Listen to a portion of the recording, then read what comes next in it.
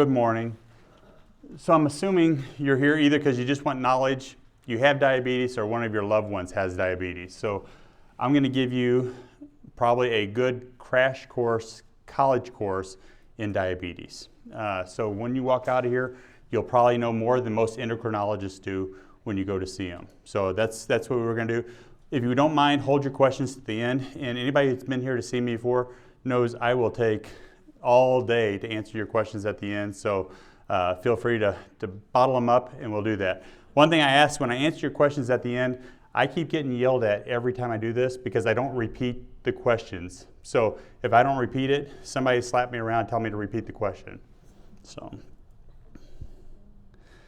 disclaimer, I had to put that up there because I'm educating you. I'm not giving you medical advice. If you have questions about your specific health, see your physician, come see me, and I'll take care of you. So don't go out and do anything stupid because I said. How about that? Understanding diabetes. First of all, diabetes, there's a lot of individuals that don't realize that there are two types of diabetes. You got diabetes mellitus, which means you have a problem with blood sugar. You either can't regulate blood sugar, it's going high, or you have issues with blood sugar. Diabetes insipidus is a fluid problem. You actually can't manage fluid levels correctly, you tend to urinate more, and this is not a blood sugar problem. So right off the bat, just knowing that there's two types of diabetes gets rid of a lot of confusion. A lot of times you'll talk to somebody and they're like, well, I have diabetes, I'm peeing all the time. Diabetes insipidus. I have diabetes and I have a blood sugar problem. It's either high, low, or I can't control my blood sugar. Diabetes mellitus. That's important to know. Some definitions that we ought to know right off the bat. Diabetes is a chronic disease, meaning that it's there for an extended period of time. It's not a short-lived thing. It's not less than 8 weeks. It's over 8 weeks. And it has to do with our blood sugar, dysregulation of our blood sugar. Insulin. Insulin is a hormone that's produced by our beta cells in our pancreas. Insulin's main job is to almost act like a fuel pump in your car. Its job is to pump glucose into your cells. That's its main job. And if you have too little, you can't pump glucose into the cell. If you have too much, you're pumping too much glucose into the cell. Insulin resistance. Insulin resistance is when the cell can't receive the signal from insulin. So basically, you have a valve on the outside of your cell, and insulin comes in, opens up the valve, and puts in glucose. Your valve is not working correctly from the signal from insulin. That's what insulin resistance is. Hyperglycemia. Hyperglycemia is when blood sugar is too high. So when your blood glucose is too high. Pancreatic beta cells. These are the cells inside your pancreas that make all of your insulin. That's their job. So your pancreas is important. That's why we see people with pancreatic cancer have a short lifespan after they've been diagnosed, because the pancreatic beta cells cannot produce insulin. Without insulin, you begin to have issues with regulating blood sugar. And then glucose, maybe should have been first, but glucose is the sugar in our body that our body uses to produce energy. So it's our main fuel source. We have some ketones, we have some others, but many of your cells have to use glucose to survive.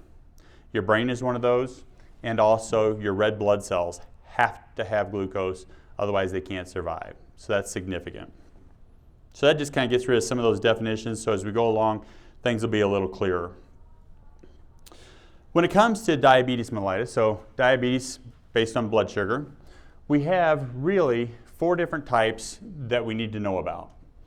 Type 1, which is not as high of a number as type 2. Type 1 is when your body is not able to produce insulin. So your pancreatic beta cells stop producing, or they also can produce a insulin that doesn't work.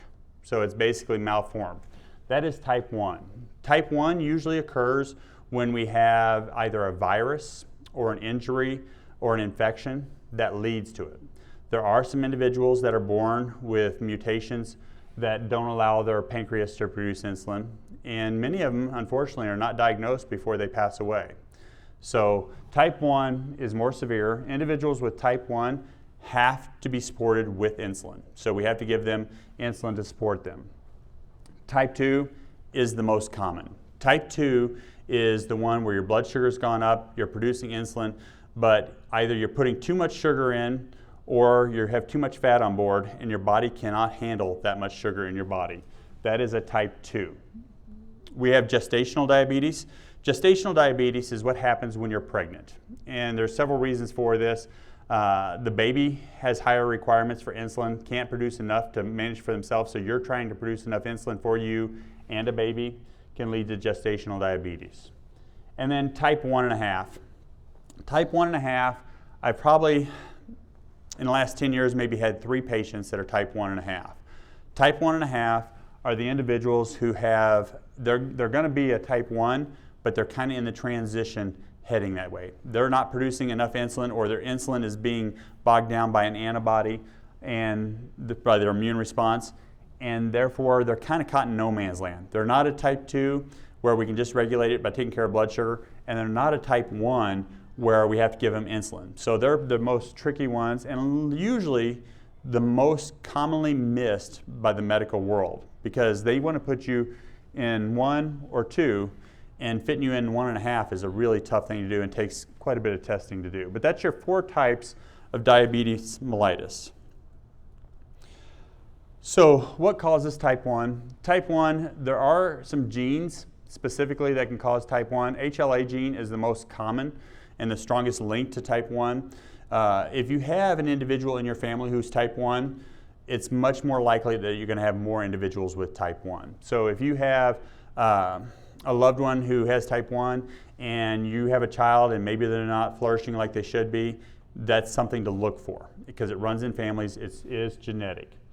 Environmental triggers. Viruses are number 1 thing that can cause this. We found with COVID there was a great uptick in type 1 diabetes. So COVID really played a large role in what we see now going on.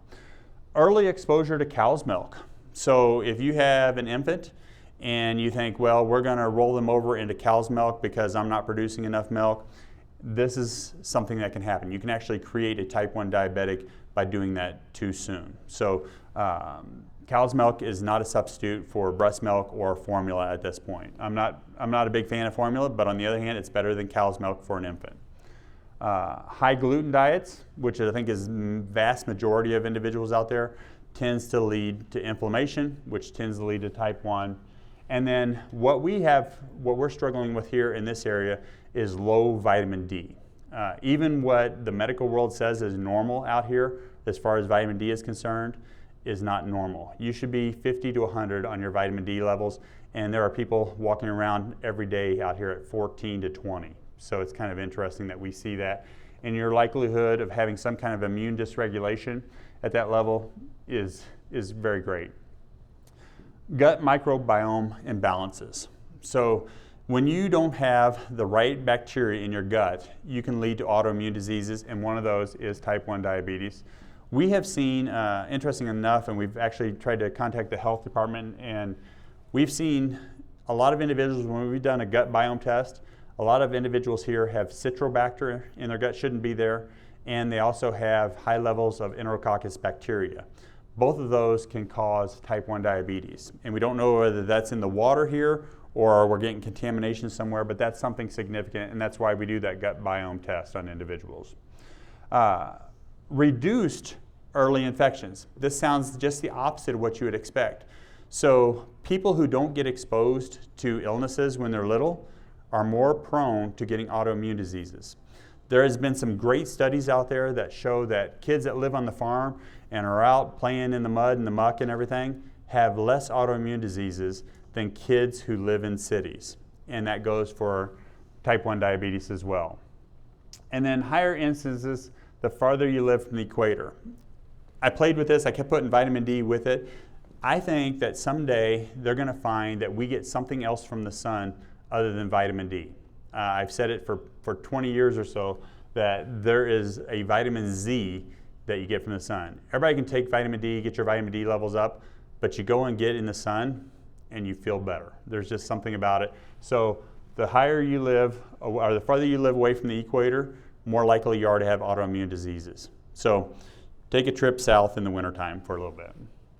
And then if you already have one autoimmune disease, your likelihood of having another is double of the regular population. So that's significant here too. The autoimmune attacks your beta cells, we've already covered that. And then there are a couple antibodies, the GAD antibody and an anti-insulin antibody. These are where your body puts a flag on that part of your body and says attack it. So those are all things that cause type 1 diabetes. Type 2 diabetes. Type 2 diabetes is really truly preventable. And I think this is something that was a difference from when I went and when I was taking my coursework in the hospital with the doctors as they were doing the residencies. We were told that you couldn't do anything about type 2 diabetes. We were told that, hey, you know, it's just you have it, bad luck. But the truth is, all the studies out there that show that you make lifestyle modifications, you can reduce or eliminate type 2 diabetes. So unhealthy diet, high in sugars and high in fats, makes a difference. Prediabetes means that you've already set yourself up. You've already been eating bad food for a while. That's what prediabetes is. Excessive weight or obesity. And I'm going to say this, when we talk about weight and obesity, there's two different things here. Some people are swollen. They have fluid weight on them. That's lymphatic fluid. Other individuals have fat on them. You can have individuals who are heavy and you think, well, that person's fat. No, they can just pure out be swollen. And I always say, if you feel somebody who's fat, it feels like cottage cheese in a balloon. If you feel somebody who's swollen, it feels like pudding in a balloon. And so there's been people in to come see me and I say, well, you're not fat, you're swollen. And I said, you feel like pudding. And they always get a good laugh out of it usually. And we can reverse that. So there's a difference between obesity and weight, and knowing that is half the battle. Lack of physical activity. Type 2 diabetics tend to have the classic, they are putting a lot of sugar in, a lot of fat in, and they don't get enough activity. That's actually it. And a lot of times they don't feel good. And guess what makes them feel good? Sugar makes them feel good. If you take a diabetic and you pull all their sugar out, they are not going to feel good. And actually, sugar is one of the most addictive things in the world. So when you're looking at a diabetic and they say, well, I'd rather die than get rid of my sugar, you're like, well, that's going to happen. So we got to know that it's addictive there.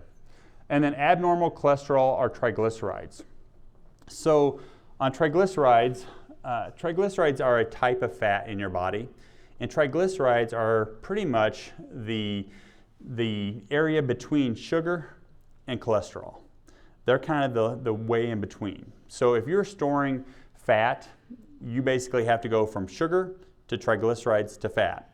Whenever you go to lose fat, you have to go from fat to triglycerides to sugar. So they're the intermediary in between there. That's why later on you'll see that we can use triglycerides as a way to see if we're managing our blood sugars correctly. And then insulin resistance. Insulin resistance usually happens because we put in too much fat or sugar, but you can have times whenever you have cortisol issues, other hormone issues can cause insulin resistance. Stress is a big player in insulin resistance. You can have an individual who says, well, I handle stress well. You go and you look at their triglyceride levels, their sugar levels, and maybe they're mentally handling stress well, but their body is not. So you can have individuals that have had a major stress event in their life, death of a loved one, change of careers, major events like that, and all of a sudden they become insulin resistant. Well, insulin resistance is the precursor to prediabetes and diabetes. So that's important to know. If we measure whether your insulin's working right, we can kind of predict what's going on in the future. Pancreatic dysfunction.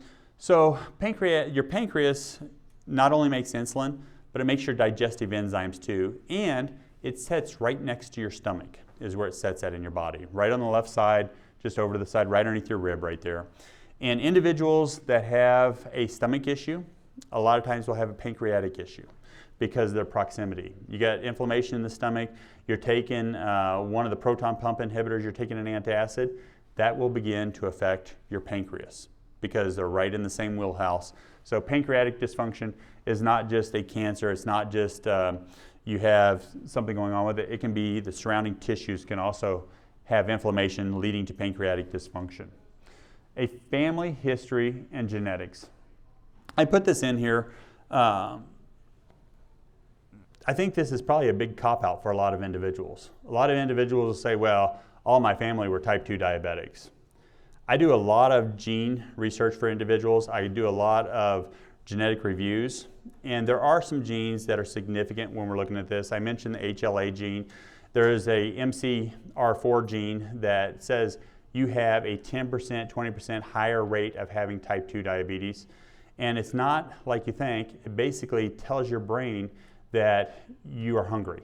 So you tend to have diabetes when you have that gene because you don't know when to stop putting stuff in. That's the signal that's heard. So those are the times when it is actually family history or genetics. Most individuals have learned their eating cues from their family. So if your eating cue was learned from your family that, hey, we eat food as fuel, you tend not to have issues. When you eat food as an emotional crutch, then you start having issues. And many families, especially now, have been taught to eat as an emotional crutch. Hey, Grandma gave me ice cream whenever I was little, every time I went to her house. Well, you know what? I feel better when I have ice cream before I go to bed every night. Really good way to become a diabetic, though, if you eat ice cream before you go to bed every night. A quick story on that one. My wife, when we were working on a home, one of the first houses we bought when we were first married, all of a sudden every night we would get done working on it real hard, and she'd say, can we go get ice cream now? Can we get ice cream now? I thought, we don't need ice cream. Every time we work, we don't need ice cream.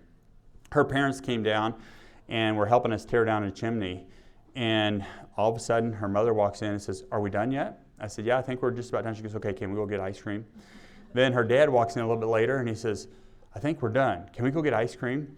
And so whenever you look at it from a family genetic standpoint, they've been taught to do that the ice cream made them feel good, and that was the reward anytime they did something good. So that's more of how family ties into it, is teaching us the habits, the emotional pull towards fatty, sugary foods. A history of gestational diabetes.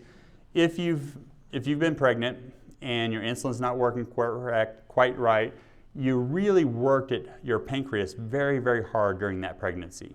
And in that case, your pancreas is getting tired, it's getting worn out, and you're more likely to get type 2 diabetes. If you've had gestational diabetes, you have to be extremely careful of how much sugar and fat you put in your body as you go on through life. Your likelihood of getting type 2 diabetes is greater than other individuals. So know if you've had gestational diabetes, it's more important that you watch what you put in your mouth.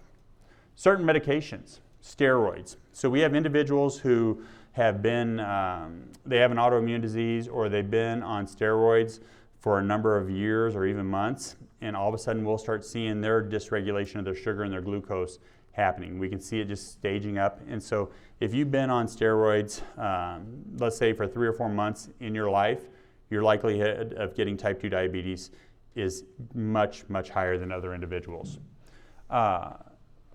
PCOS, polycystic ovarian syndrome. This is an interesting one. I actually, when I was reviewing this yesterday, I decided just to do a deep dive into this. And it's kind of one of those circles where it points back on itself. Individuals that have PCOS tend to get diabetes. Young people who get diabetes tend to get PCOS. Interesting enough, one of the main ways to treat PCOS is actually to reduce blood sugar. That's why a lot of times they use metformin. I'll get into what metformin does and how it works later, but that's why if you know somebody who's having issues with ovarian cysts and that kind of thing, clean up their diet, cut back the sugar, and you'll see most of the time it is reduced or eliminated. And then ethnicity and race. So interesting enough, African Americans have a higher rate of diabetes. So do in Polynesian, Hawaiian individuals have a much higher rate of diabetes because their natural culture that they came up through had very little sugar in that culture. If you think about in Africa, they had honey once in a while whenever they would raid a beehive. Fruits were not as much there. They had some root tubers, but actually carbohydrates and sugar were limited. And so over time, their body evolved to not needing as much insulin. You put them into a culture now where there is sugar, so pineapples and sugar cane in Hawaii.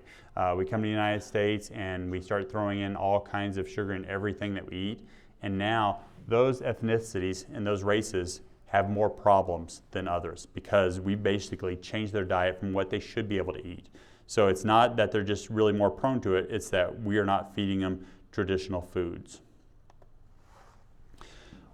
Gestational diabetes, there is a placental hormone. So the hormones that are produced by the placenta actually dysregulate insulin. They make insulin so it doesn't work as well. So that's one of the leading reasons why we'll have gestational diabetes, is because the placenta is trying to help you regulate your sugar and to keep you from basically starving the baby out, and that leads to an issue there.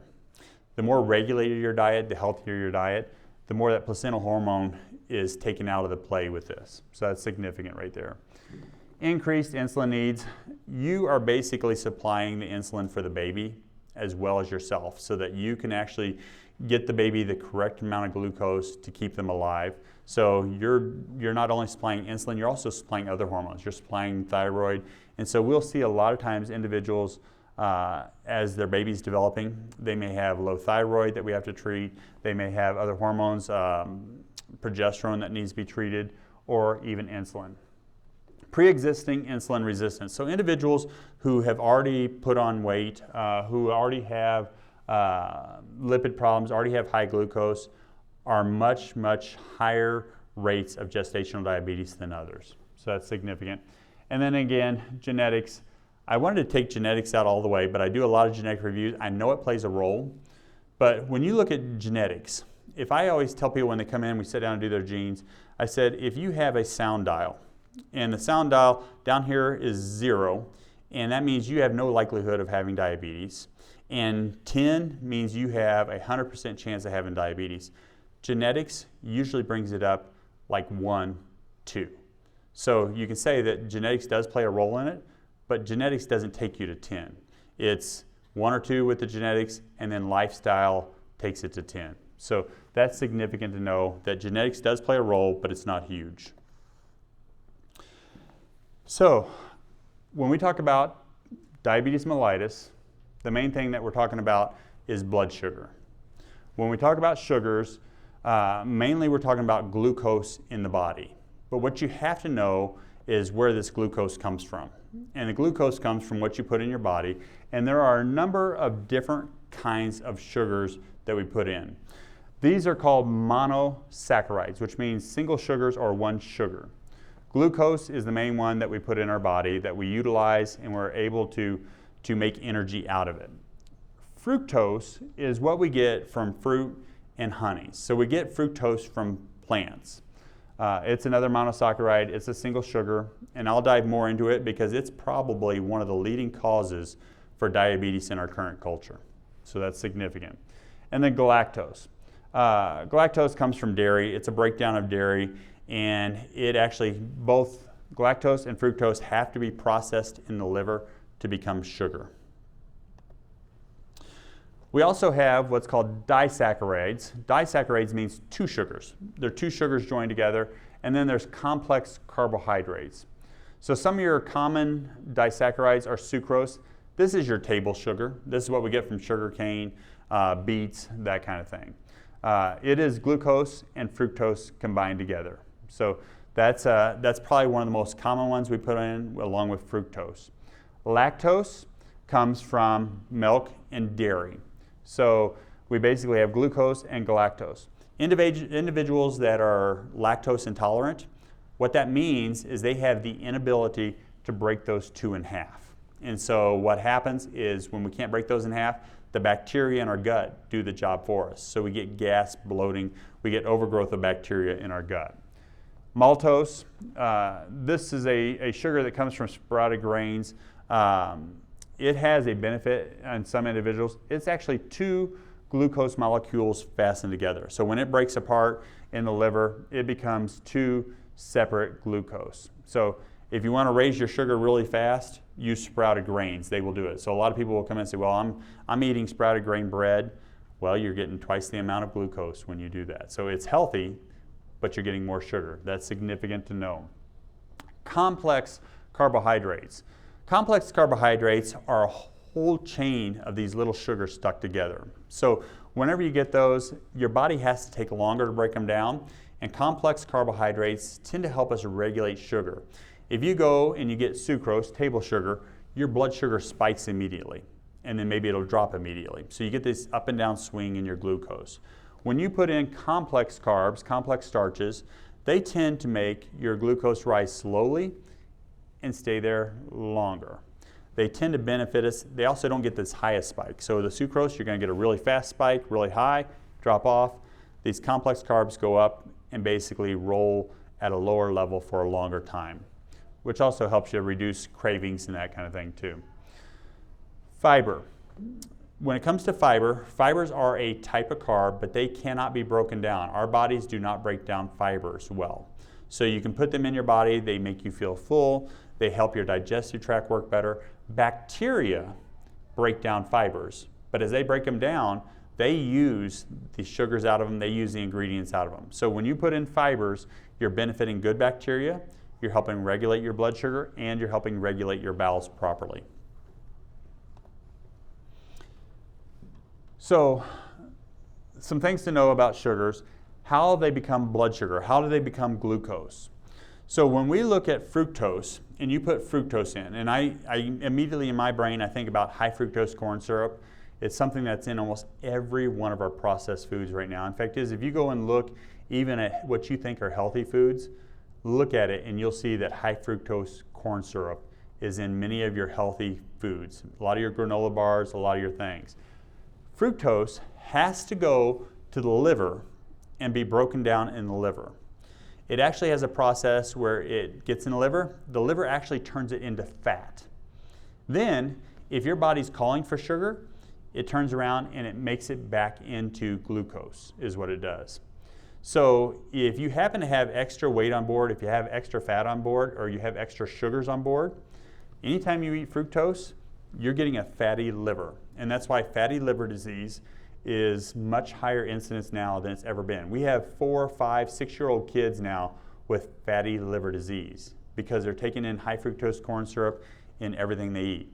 Most of your fruit juices on the market right now are actually fortified with high fructose corn syrup to sweeten them even more. So you're basically putting in fructose. You can get fatty liver disease from a lot of your foods, a lot of your drinks, faster than you would from drinking alcohol. I'm not saying go out and drink alcohol over fruit juice, but that's actually a real thing that most people don't realize.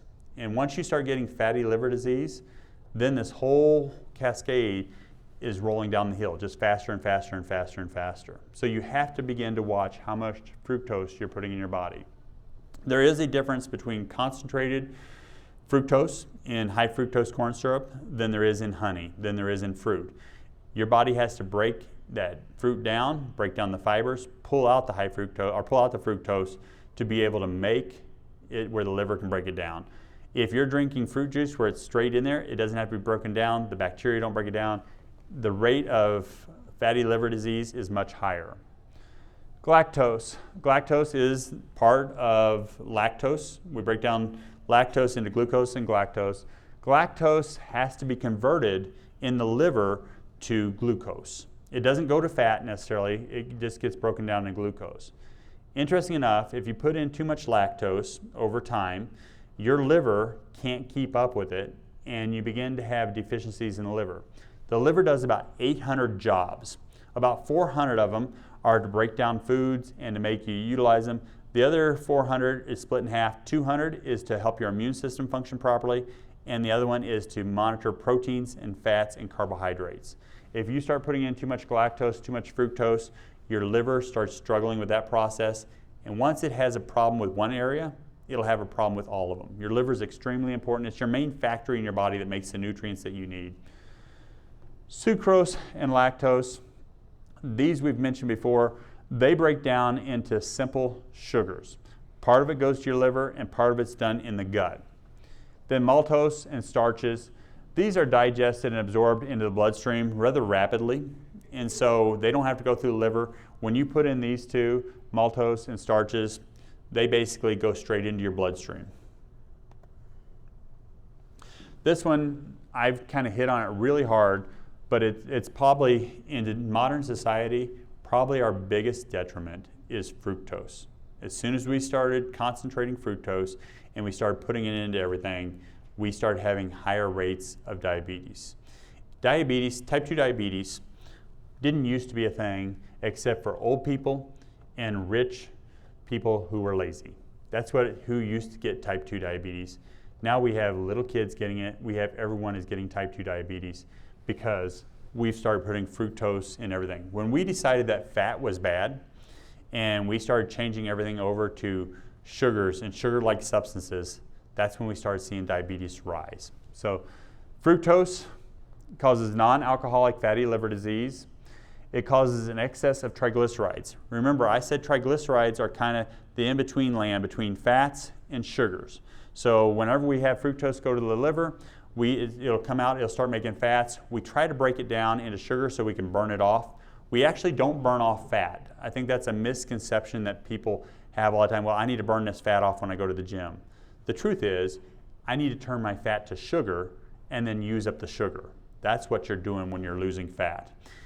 The intermediary between fat and sugar is your triglycerides. Fructose causes a thing called oxidative stress. Oxidative stress, you may have heard me talk about this at other talks, is rust. So when we age, we rust. We get oxidative stress in our body. Oxidative stress slows down every process in our body, and one of the fastest ways to do it is to throw in too much fructose. If you throw in too much fructose, you begin to rust on the inside, you begin to rust on the outside. Actually, it's one of the leading causes for age spots. I'll get somebody ask me, well, what can I do about these age spots? Cut back the sugar. You're basically caramelizing like you would if you were putting sugar in a pan and frying up onions or whatever with sugar. You caramelize them. That's the same thing that happens to you when you put in too much high fructose corn syrup or too much sugar. Your body's warm. You put the sugar in, you're caramelizing it, it gets pushed out to your skin. Mitochondrial dysfunction, we'll go into this a little more later. Mitochondria are known as the powerhouse of your cells. And they produce ATP, is what gives every piece of energy to your body. And they do it by burning up glucose, is what they do, or breaking down fat into sugar and then burning it up. They can only handle so much sugar at one time. If you start putting in too much sugar, they begin to oxidize. You start to get rust on your mitochondria. When the mitochondria starts to rust, it gets shut down. It gets rusty just like a machine. If it got rusty, it stops working after a while. Mitochondria does the same thing. Fructose is notorious for taking down the mitochondria. Once mitochondria stops working, it actually starts sending out a signal. The signal is called cellular danger response. That signal goes out and it shuts down that cell from communicating to every cell around it. Once that happens, now you start getting inflammation, you start getting hormones that don't work right, and fructose is one of the leading causes for it. Mitochondria make ATP, which is your energy source. Whenever it gets rusty and sugars start building up, you don't make energy anymore. And then it promotes insulin resistance. There's going to be a slide, it may be 3 or 4, that I'm going to show that situation. When we look at sugars, the nutritional world or dietetic world measures sugar on an index. And so basically, this is how fast, when you put that sugar in your body, your body responds to it. That's what the glycemic index is. How fast is my body responding to that sugar? Well, the gold standard is to set it up against glucose. Pure glucose is the reference range. If things have a high glycemic index, it means that your body responds to them extremely fast. And so if we look at it, the score on the glycemic index, if it's over 70, that's extremely fast.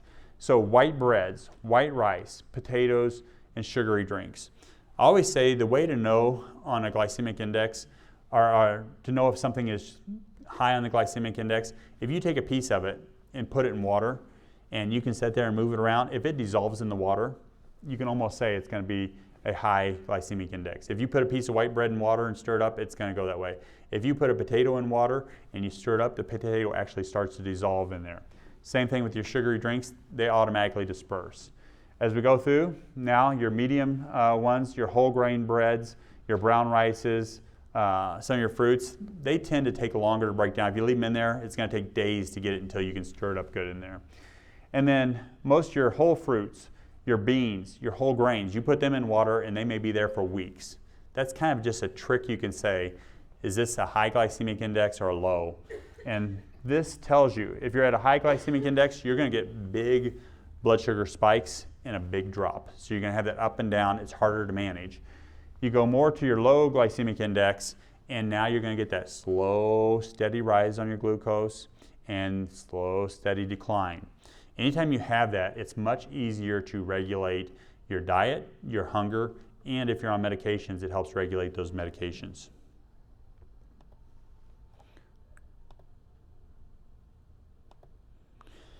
So this was an interesting one. I wrote the book Eat to Restore last year, and one of the places in there, there's a chapter talking about sugars. And I came along and I thought, well, I'm just going to list off things that were sugars. I had no idea how many things on labels they called sugar by. And so this was just, it blew my mind that this is part of them. Over 61 different names they call sugar. So whenever you look at that, you can start to see, well, if I look at a package, they're hiding sugar in my package, and I would have had no clue when you look at this. That's only one page of it. Here's a second page of it. So these are all things that you would find sugar under the name of when you look at a label. The scary thing is, whenever they make labels, they don't want to tell you how much sugar is really in there. So when we look at this, this is off a cereal box. And if they would just combine all of the sugars into one thing and say just sugar, you'd be like, wow, but actually they have sugar, molasses, fructose, brown sugar syrup, and honey in there. Those are direct names of sugar. And so this list is off a common cereal box. I didn't want to get in trouble, so I didn't list the cereal. Now, we hide these sugars in common everyday things.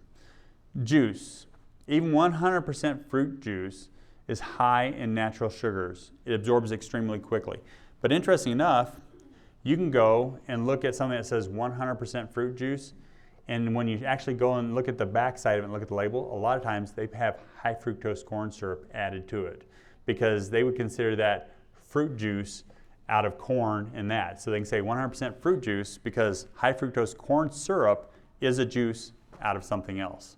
So kind of interesting. Sodas, sweetened drinks, definitely added sugars. When I was a kid, soda had sugar in it, cane sugar in it. Goes into your body, increase your blood sugar, that's fine. Now, most sodas are sweetened with high fructose corn syrup. And I tried to make the case a while ago why high fructose corn syrup is even worse than regular sugar. When we look at this, we can see that sodas have a ton of sugar in it. Sweetened coffee, I have individuals that will come in and say, well, I drink coffee or tea. I think that's great, okay. And they're like, that's healthy for us. How much sugar are you putting in it? Well, I fill up about a bottom third of my cup with sugar before I put it in there. You're like, okay, so you're having a little, because you have sugar and you have water and you have coffee. I said, mostly what you're doing is sugar in there. So coffee, sweetened teas are a notorious way to do it. And some people will say, well, I don't drink water. I drink 4 or 5 cups of coffee a day or 4 or 5 glasses of tea. Well, you're just about as bad as drinking a soda in the day. Alcoholic beverages, beers, wines, and sugary mixes. These are common too. Alcohol is an interesting one. There are studies out there that individuals do that say, well, alcohol is great for a diabetic because alcohol lowers your blood sugar. When you take in alcohol, it does immediately lower your blood sugar. But that alcohol goes to your liver. It's sugary, alcohol sugars is what it is. It goes to your liver, it becomes fat. That's why alcoholics get a fatty liver. Once it turns into fat in the liver, now you can't process all the sugars correctly, and now you become a type 2 diabetic because you're an alcoholic. But college students love to do all these research papers and everything because they want to show all the time that you should be able to drink and it doesn't hurt you. I love the ones on red wine. They talk about red wine and resveratrol and that it's great for you. The catch is with red wine, yes, it has resveratrol in it, and resveratrol is healthy for you. To get enough resveratrol to do what they say in red wine, you'd have to drink a 55-gallon drum of red wine to get there, and you'd be dead. So college students love research papers. Research papers say that alcohol lowers blood sugar. Immediately it does, but not over long term. Flavored milks and yogurts. I can't tell you how many people are like, oh, I eat yogurt every morning for breakfast. You might as well just have candy for breakfast for the most part. That's really what you're having there. When it has the lactose in it, most of it has added sugar to it, because yogurt on its own is usually pretty tart and not very good tasting on its own. Everybody adds something to it that's sugary. And so we got to watch for those kind of things. The big one, this is real big, ketchup. We call it tomato candy in my house, because if you go and look at ketchup, it is literally more sugar than you would get if you were eating candy or putting candy on your fries or on your hamburger or whatever. So ketchup is a sneaky one. And I've been to the plants in North Carolina, South Carolina, where they actually process ketchup into, our tomatoes into ketchup. Interesting enough, when the tomatoes come in there, they're in big old diesels and they're as green can be. They add red food coloring to it, they add a ton of sugar, and they add a ton of salt. That's pretty much what you're getting. The tomatoes are just there to give it some structure, but the tomatoes it's mostly ketchup, salt, and food coloring. Barbecue sauce, one of the main ingredients in barbecue sauce is usually brown sugar. So barbecue sauce is a tricky one. Salad dressings often have a lot of sugar in them. And then pasta sauce. If people think that just the pasta sauce is healthy, they dip everything in it, they put it all over the pasta, go look at your pasta sauce. It has a ton of sugar in it. It's no different than pouring some kind of candy coating on things. So those are places that sugars are hidden in everyday sites there. So sugar is often hidden in what we think are healthy foods. We showed you all those names for sugar. When you go to look at healthy foods, a lot of times they would taste like cardboard if they didn't add sugars to it. So a lot of people who are healthy, they come in and they're like, oh, I eat really healthy. And maybe they're 40, 50 pounds overweight. And at first, when you hear what they're eating, you think that's great. But if you go back and you start looking at what they're eating, they're not eating any real foods. They're eating 100% of processed foods with sugars in it. Granola bars are one of those ones that people think that they're getting healthy food, and they're not. I'll come back to that in a little bit. Canned fruits. Most of your canned fruits are packaged with sugar in it to make it sweeter. So a lot of them will even have high fructose corn syrup, which I've already said is probably the biggest no-no on the list, and that's in most of your canned fruits. Instant oatmeals and cereals. I showed you the cereal label.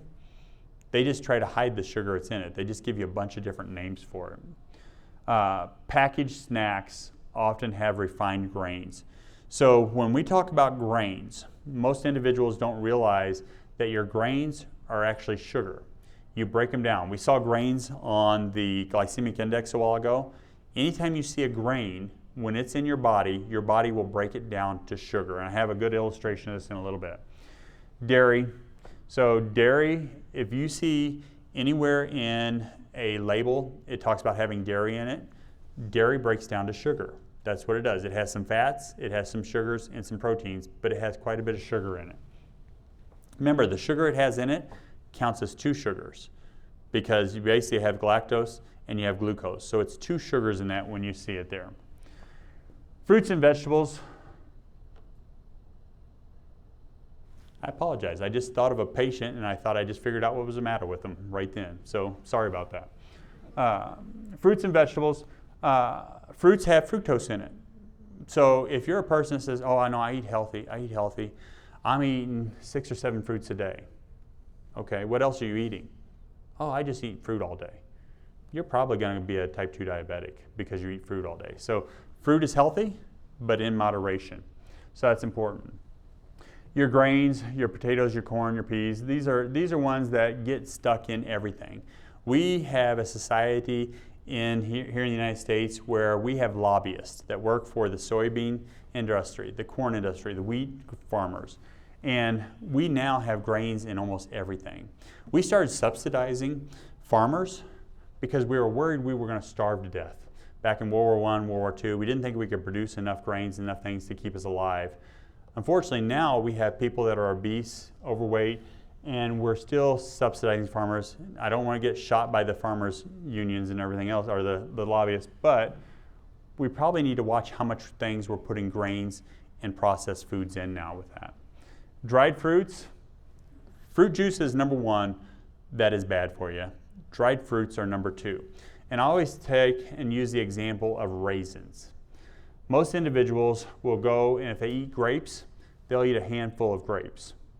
But that little box of raisins that people get, that's equal to eating almost a whole bunch of grapes, or a whole, maybe even 2 bunches of grapes in one setting.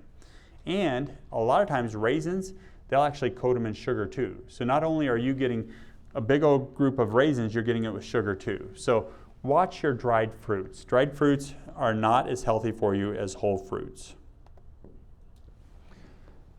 Hidden carbs. So again, grains. Grains are a big one that are being put in everything.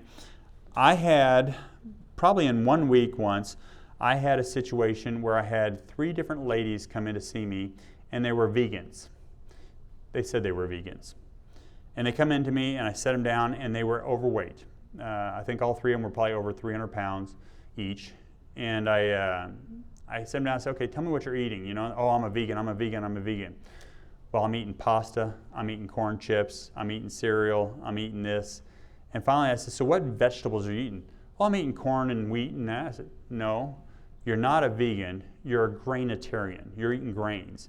And the reason they had excess sugars in their body, because they were breaking down the grains into sugar, they actually weren't getting vegetables. So again, hidden things in the grains that we eat. Gluten-free products. Most individuals will come into me and they say, oh, I eat really healthy, I'm eating gluten-free products. Gluten-free products are very dense calorie-wise. That's why when gluten-free products first came out, the piece of gluten-free bread was so small compared to a regular piece of bread. Well, then people started complaining, well, why is gluten-free so small? Well, the reason was you're getting more calories, more sugar out of a piece of gluten-free than you are out of it because it's calorie dense. So now they've come out and they started making gluten-free products the same size as a regular piece of bread, but you're getting a ton more calories, you're getting a ton more sugar out of gluten-free. Just because something is gluten-free doesn't mean it's healthier for you. So that's significant. Soups, creamy soups, soups with noodles in it, soups with potatoes in it. These have multiple layers of sugar in it that most people don't know it's there. So you'll get somebody in who's a diabetic and they're like, oh no, I'm eating real healthy, I'm eating a soup every day, and come to find out they're eating like a chicken noodle soup or something like that, and their carb count that they're putting in is really high. Again, your healthy foods, smoothies are one of those ones. I'll have people that say, well, I'm having a smoothie every morning for breakfast. And you start to look at what they're putting in there, and it's sugar layered on top of sugar on top of sugar. So eating real food becomes important. The nut butters. If you go and look at peanut butter, you go look at cashew butter, most of them, almost all of them, have added sugar to it. And so that's significant too. So not only are you getting fat that's going to turn into triglycerides and going to become sugar, you're actually just straight up getting sugar in them. And then a lot of times people will add jelly or honey to their nut butter too, which is sugar. I don't know if you remember that label I showed you a while ago. Yesterday, I was going through this talk, and it just happened to be, I left it up on my screen, that label, and I walked away and I came back to that label, and all of a sudden I realized something I missed the first time. If you look at that label, cornmeal turns into sugar in your body. Whole grain wheat turns into sugar in your body. There was already sugar in there was already molasses in there was already fructose in there. Cornstarch is sugar. It breaks down into sugar. Then you had brown sugar syrup, you had honey. Dextrose. Dextrose is multiple chains of glucose hooked together. So when you look at that cereal, a common cereal out on the market, and you think you're putting that in your body, you might as well literally go and make hummingbird food and just pour it in your mouth. It's sugar and water, pour it in, you're getting the same thing you're getting from a cereal. And so I think that's important to know that that would be easy to miss all those other ones when you go through and read it. But as soon as you realize the grains in it and you realize what's sugar, that's a type 2 diabetic in the making. I mean, just really fast too. That's why we have 5, 6, 7-year-old kids as type 2 diabetics now. This is the analogy I pointed to a while ago that I said I think is important. Whenever you look at maybe having a sandwich, I have somebody that says, well, you know, I have toast every morning and then I have a ham sandwich for lunch.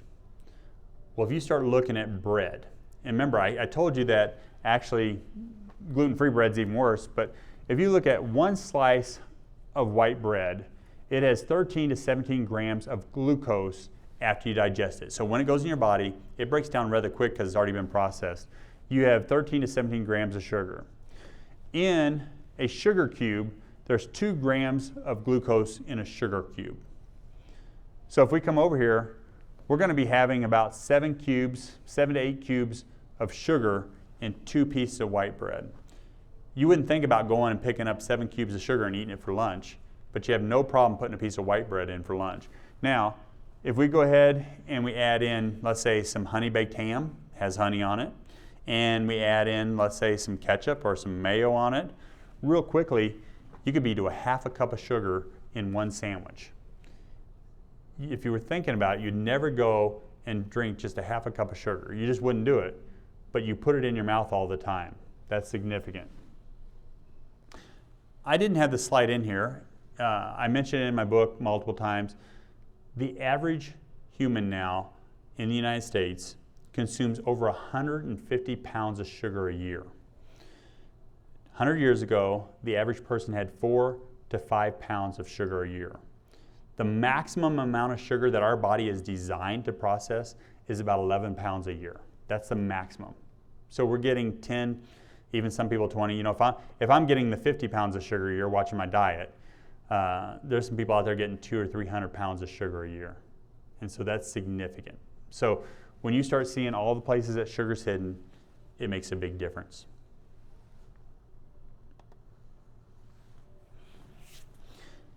So we're back to glucose now. I've kind of showed you what type 2 diabetes is. I've showed you the places that you're getting hidden sugars. And so now, glucose is important. You have to have glucose. If you don't have sugar in your body, you die. That's also why our bodies are designed to crave sugar. Out in nature, sugar is not easy to come by. You have to have honey, you have to have fruit, or you have to have fat that your body can break down and turn into sugar. If you just think about it, if we take away all of our grocery stores right now and you had to go out and forage for yourself, the amount of sugar that you would actually get would be very little. We've actually just made it too easy on people. That's why I said early on, I said, your people that used to get type 2 diabetes were the rich people because it was easy. It was easy for them to get food. They could sit there and have people bring it to them, your kings, queens, people like that. Now, all food is too easy for us to get. If we went back and we had to forage for it, we would just get just enough glucose to keep us alive. We'd be back down to that 2 to 6 pounds of sugar a year.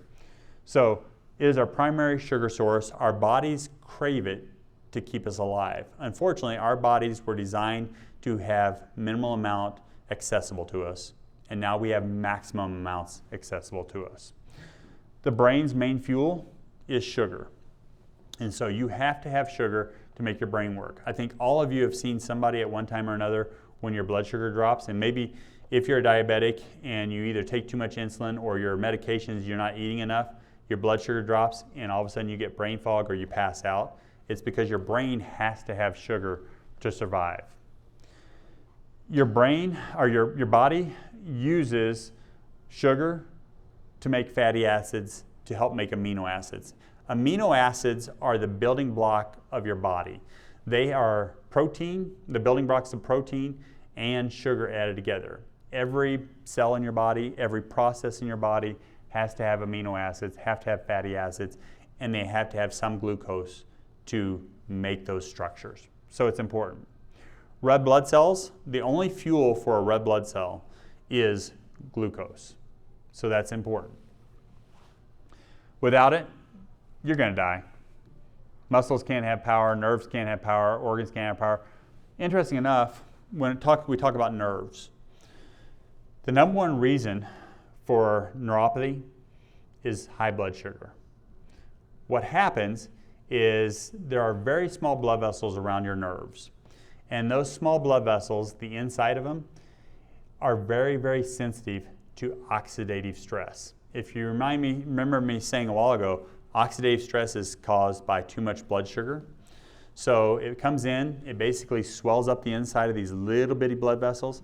Now you can't get blood flow to those nerves, and those nerves begin to die or begin to make where they can't communicate at all. And so high blood sugar is one of the main reasons for neuropathy. It's also the main reason for plaquing in the arteries, for atherosclerosis. So Blood sugar, we have to have it. It helps us grow. We need it for every function in our body. But as soon as it gets too high, this whole cascade of events start happening because of oxidation.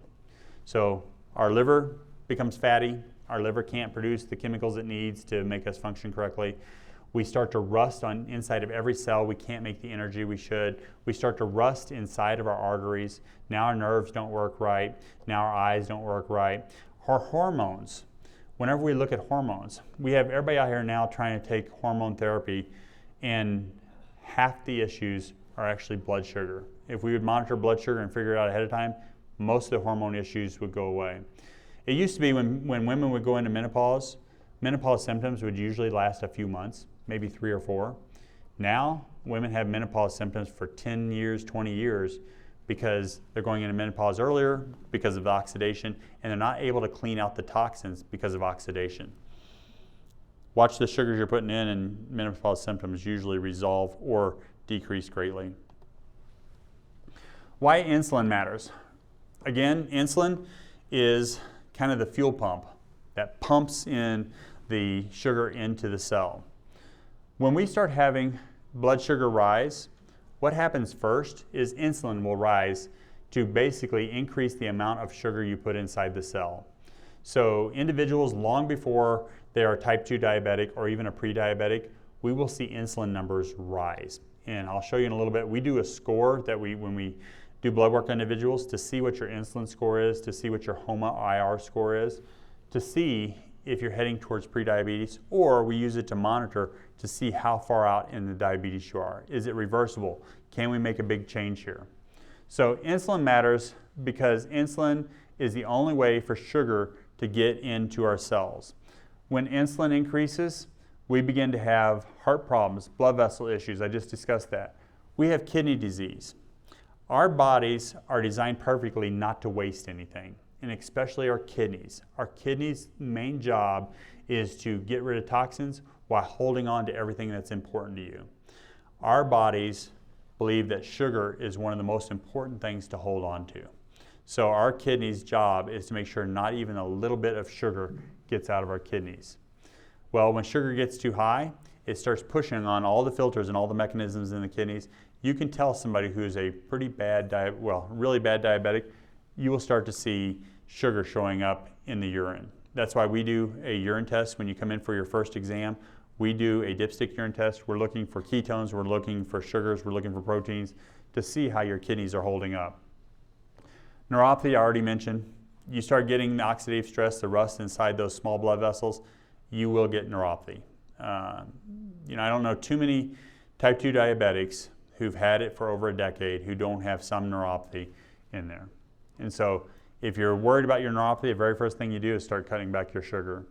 Retinopathy is the exact same thing as neuropathy. You have very small blood vessels around your nerves. You have extremely small blood vessels in your eyes. And so they begin to oxidize first, swell up. And so most of your type 2 diabetics is going to have neuropathy and vision problems. They go hand in hand. The vision problems are twofold.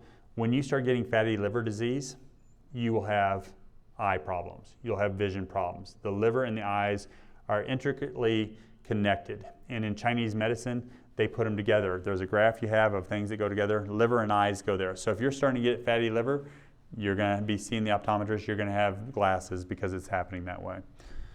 And then feet problems. There's, interesting enough, those blood vessels get cut off, neuropathy begins to happen, and then the fluid begins to swell in the legs, and you stop the circulation to the feet. So diabetics, a lot of times before they started measuring blood sugars like they did, they would start to know a diabetic because their feet would start to rot off, and that's how you knew you were a diabetic. Now we have testing, we test people, we figured it out before then. We're still poor about treating it. So insulin lowers blood sugar by basically pumping the sugar into the cells. It facilitates glucose uptake, so that's where it moves into the cells. It promotes glucose storage. So insulin also goes to your fat cells, it goes to your liver, and it says, we have too much glucose, so insulin says, store it.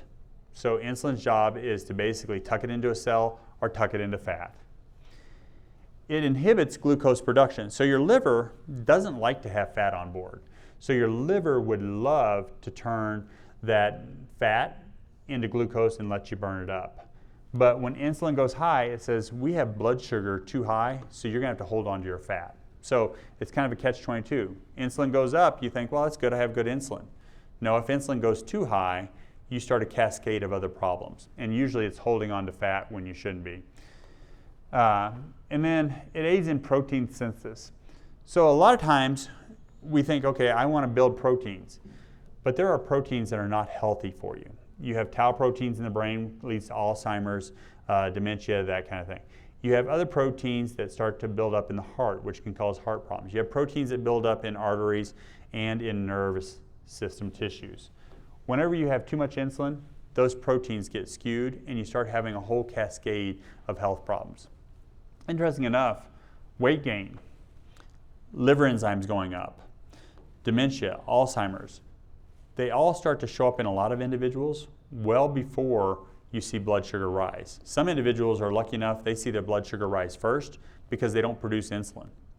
Other individuals, they will produce higher insulin first, and so there's a whole myriad of health concerns that happen, and then later on you come to find out, oh, you've been putting too much sugar in your body all along. So knowing how to test for this is important. What is insulin resistance? So after a while, your cell has been opened up and it is basically force feeding sugar into that cell. I mentioned that mitochondria, and that mitochondria get rusty on the outside, and when they get rusty on the outside, they can no longer produce energy. Well, when the mitochondria gets shut down on the outside, there's that cellular danger response signal it puts out.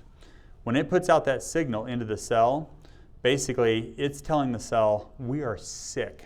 We don't know quite what's going on. I think we're being invaded. Sometimes it's a virus, sometimes it's bacteria, but sometimes it thinks it's getting invaded by sugar. It's like something is the matter, we're getting invaded by sugar. So it sends out this cellular danger response signal and it shuts down the outside of the cell. When it shuts down the outside of the cell, now insulin doesn't work. Insulin can't open up the gates and pump sugar in. So now your body says, we have to lower this blood sugar. So what's its first response? Its first response is to increase insulin, and it'll increase insulin. So a lot of times on pre-diabetics, you come in and your medical doctor will say, oh, you know, you're just pre-diabetic, no big deal here. Or even they'll say, oh, you're a diabetic, we'll give you medication. The problem is your body can only handle so much insulin. And if your cells shut down and your insulin's high, now we're going to start putting that into fats. Now those fats are going to start sticking in the rusty places, your heart, your atherosclerosis, your nerves. So insulin resistance happens that way. Once insulin resistance happens, we have cellular damage, we have higher blood sugar, and then at some point, the pancreas decides, I can't do this anymore. Your pancreas is running at full steam, and we end up with more pancreatic cancers, or your pancreas just flat out stops. And at that point, you can be a type 1 diabetic. Usually most people die before that happens. They get to the point that their liver can't hold out, their arteries are clogged up, they have heart attacks, and they die. Again, you're going to see this theme over and over and over again. Excess nutrients, overconsumption of calories, saturated fats, refined carbs. These are your main leading reasons for insulin resistance in type 2 diabetes. Inactive physical activity. The truth is, modern conveniences have been pretty bad for us. And you know, there's things out there like, well, setting is the new smoking. There's different terms out there. If you think about when we were kids, and many of you have a few more years on me than, or have more years on you than I have, but when we were kids, people didn't sit around much. You know, you had a few people, accountants, you had a few people like that, but most everybody was up walking around. Even your doctors. You go see a doctor and they hardly ever sat down. They'd walk in the room, they'd stand there with you and they'd talk to you and they'd walk on the next room. Now doctors are sitting down at the computer as much as they're seeing patients. So it's kind of that way in every career now. Everything we're doing, people are sitting, people are not active. We drive to everywhere we go now, so that's significant. We are putting in more bad fats than we ever did. We're putting in seed oils in almost everything. If anybody had the chance to listen to my Eat to Restore talk I did, or read the Eat to Restore book, you'll see that these seed oils are fats that have to go to our liver. They're being processed pretty much like the sugars are. So they're doubling down on what high fructose corn syrup's doing. And then we have chronic low-grade inflammation. This is part of the toxins we're putting in our body. This is part of the stress we have going on in our world, because our brains are seeing things now in a faster way than we ever did. When we were kids, you didn't have all the computers, you didn't have all of the screens. And so when you saw something, if I look out at this wall right now, that wall is steady, it's solid, no big deal. If I look at my computer screen, it is actually flashing about 500 times a second, maybe more than that, and my brain registers that flashing. So all the time, my body thinks that I'm under a stress or I'm being attacked, because I have to come back and see it over and over again. If you want to take down some of that inflammatory stress and some of what your brain's trying to register, read a book instead of the computer. It'd be a lot healthier for you, and it'd help your glucose. Insulin resistance happens because of oxidative stress. That's that damage. We just have too much sugar in there. Again, I put the genetic disposition up here because it's mild. It's that 1 or 2, the 10%, but it's not a big deal. Hormonal imbalances. So interesting enough, this is kind of where I went down a rabbit hole yesterday. PCOS is basically polycystic ovarian syndrome, and Cushing's. There are individuals who get Cushing's because they have adrenal problems and that. There are individuals that get PCOS because they have ovarian situation. But if you look back at it in case studies, most of them had an overconsumption of sugar that led to it. You can take a young lady and look back at her diet when she was in her teens and find out that she was overconsuming sugar, and it led to PCOS. You can also take somebody with PCOS and reduce their sugar intake and reduce their symptoms. And that's why they use metformin as a drug to help it, is because they're trying to lower the sugar and maybe inadvertently making it worse in the long run. So it's significant. And then mitochondrial dysfunction. If your mitochondria are having issues processing sugar, then you become insulin resistant. And there are other mitochondrial diseases. There are chemicals that bother the mitochondria. When we do genetics, we find that most individuals have something going on with their mitochondria, our ability to detoxify. We use glutathione in particular for that. So I have been working on Restore Myla. It's a process of how your body's mitochondrial, immune, and lymphatic axis works to heal. And again, talking about mitochondrial dysfunction, they are your powerhouses. They make your energy. When you have too much sugar on board, or you're a pre-diabetic or diabetic, your mitochondria stop working, you stop making energy, and you rust, leading to more mitochondrial issues, leading to more diabetic issues. Whenever we have insulin resistance, we cannot get sugar in the cell, we cannot produce energy. When we have insulin resistance, it leads to more lack of energy, and it also leads to less mitochondria function.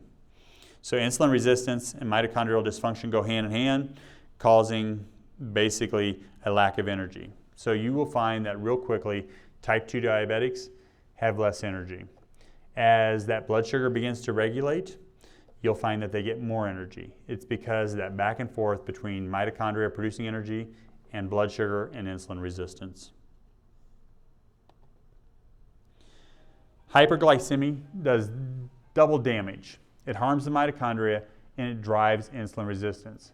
So if an individual goes to their medical doctor and the medical doctor says, well, hey, you know what, you're great, you're only pre-diabetic. Well, if you're only pre-diabetic, you either already have insulin resistance or you're heading towards insulin resistance. And if you're already a diabetic, you're going to have mitochondrial issues. You're going to have energy issues. A lot of individuals think, well, I'm just getting older. I'm just tired. I need my nap in the afternoon and things. Go back and look at Grandma and Grandpa. Grandma and Grandpa didn't do naps in the afternoon for the most part. Grandma and Grandpa went all day long. And maybe when they got to be 80 years old, they took naps because they were tired and they were worn out. That's legit. Taking naps when you're 50, 60, and even earlier in your 70s, probably going to be more of a mitochondrial issue than you believe. This is that triad. You get hyperglycemia, leads to mitochondrial dysfunction, leads to insulin resistance, or you can go to any one of these and they go back and forth. When you look at it, it still all comes back to the same issue. It's what you're putting in your body.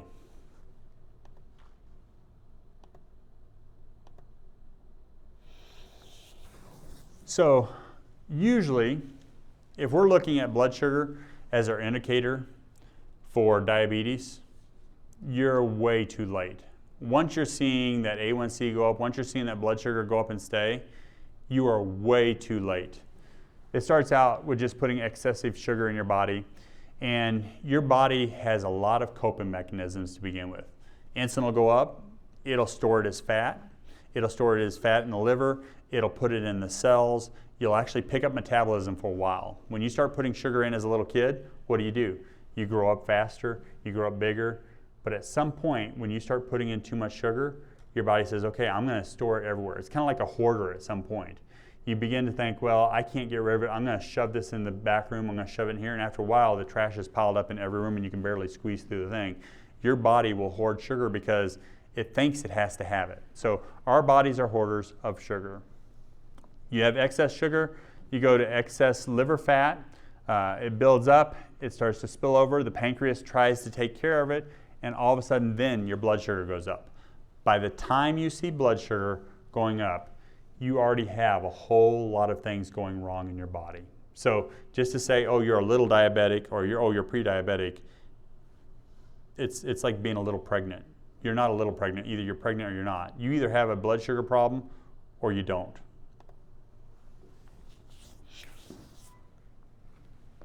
I was telling Autumn and them this morning, I said, for some reason when I got to this screen, I thought of my grandpa.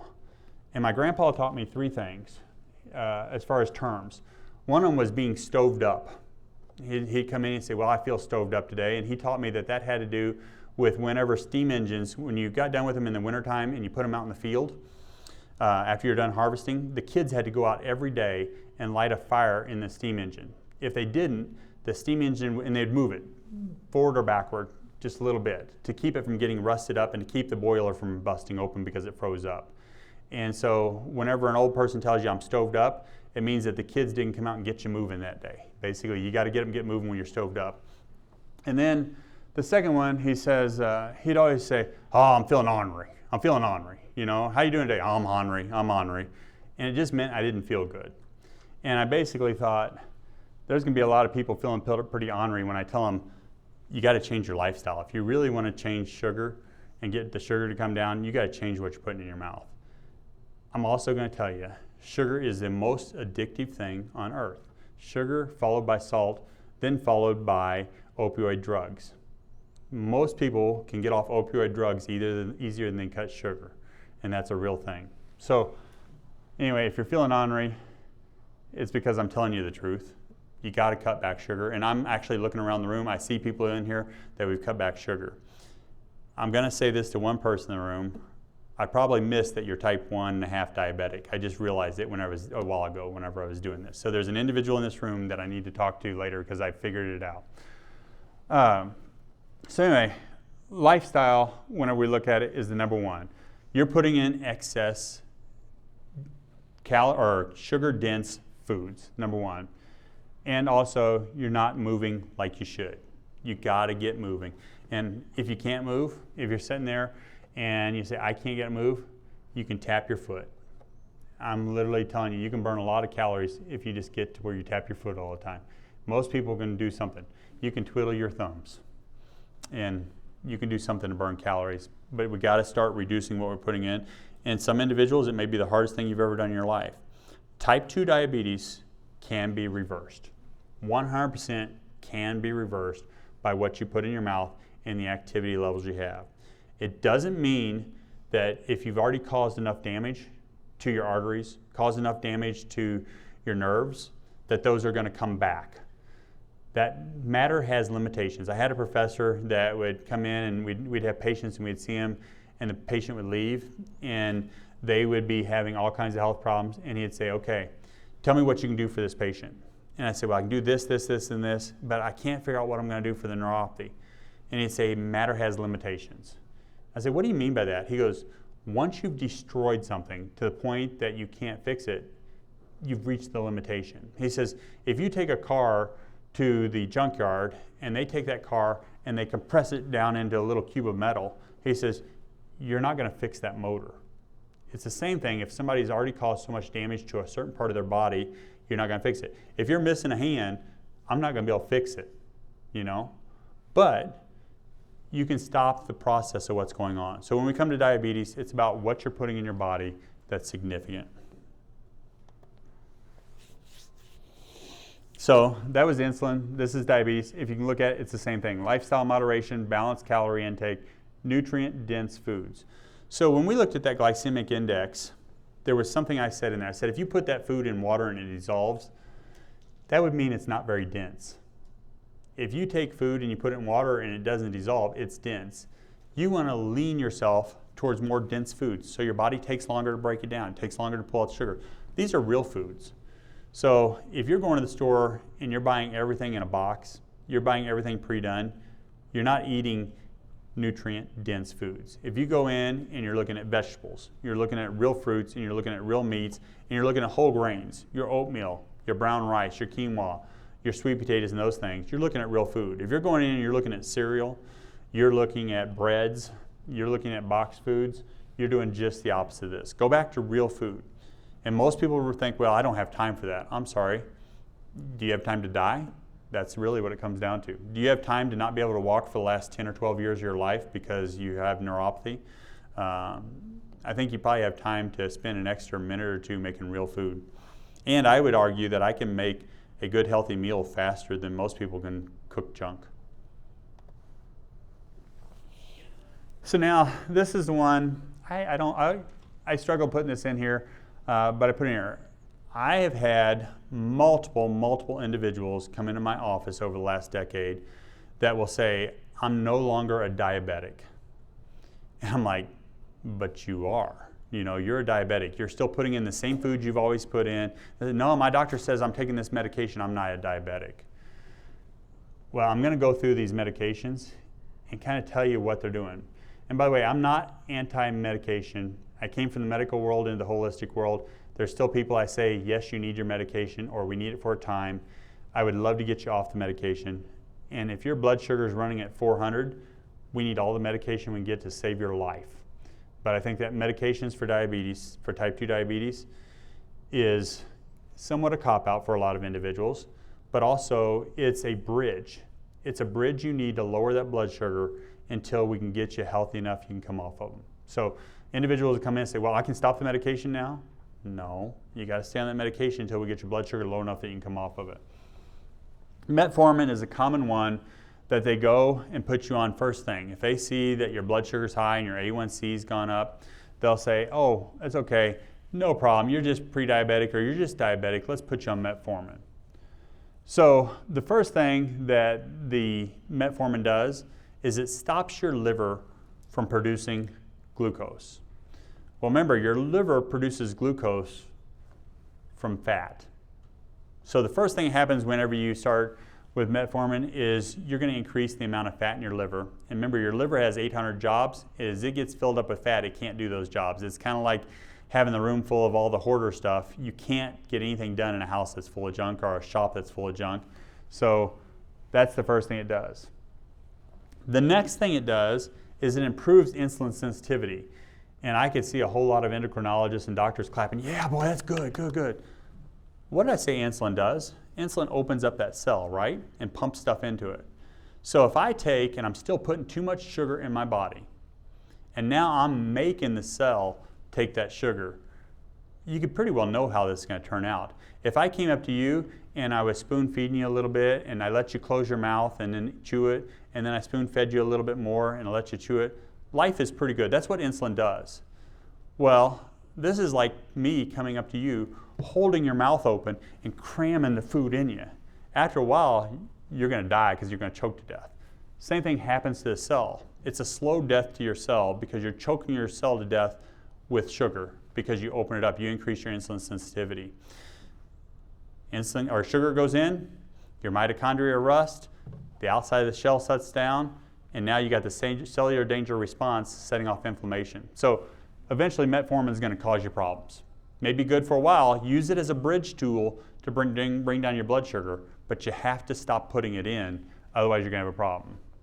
Sulfonylureas, basically, these make the pancreas produce more insulin.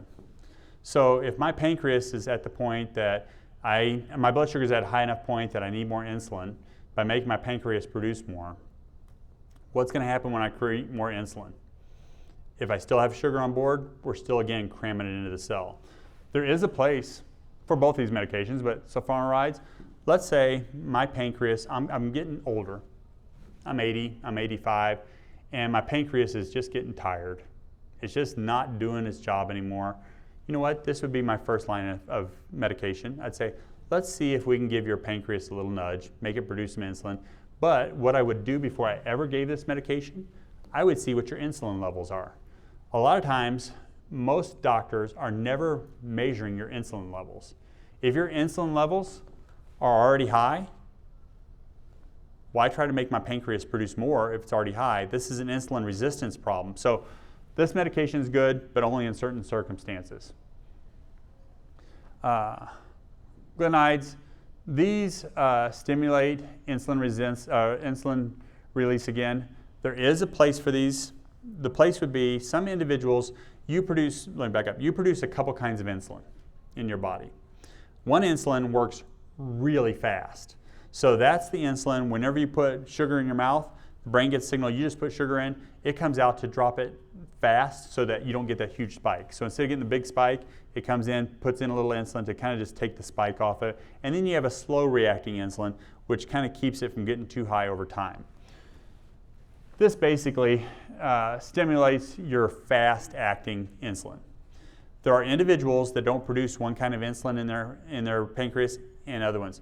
So whenever we look at this, these are individuals, when we look at it and they say, I'm measuring my blood sugar and I just ate and my blood sugar is spiking up to 300, but then 20 minutes later, it's back down.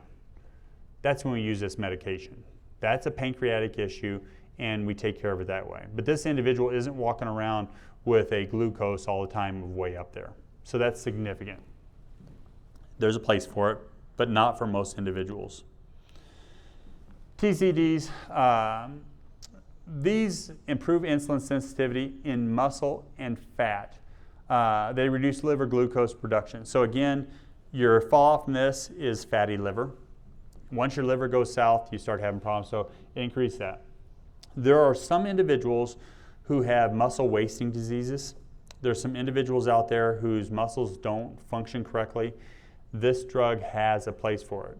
The biggest issue so far with all these, and the rest of them to come, is doctors are prescribing them for individuals that are putting too much sugar in their mouth, and they're not telling them you have to cut back on sugar, or not giving them the way to cut back on sugar, and then they're giving these medications, and there's down-range consequences from this. You're having a lot of other symptoms. So yes, they're dropping your blood sugar, and they're killing you at the same time.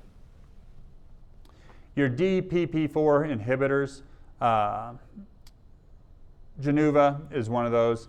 It breaks down a hormone in your body that is meant as a signaling to make sure that you don't become insulin resistant. So basically, they're making it so you can produce more insulin, so your cells are more receptive to insulin. Again, if you do that, what happens?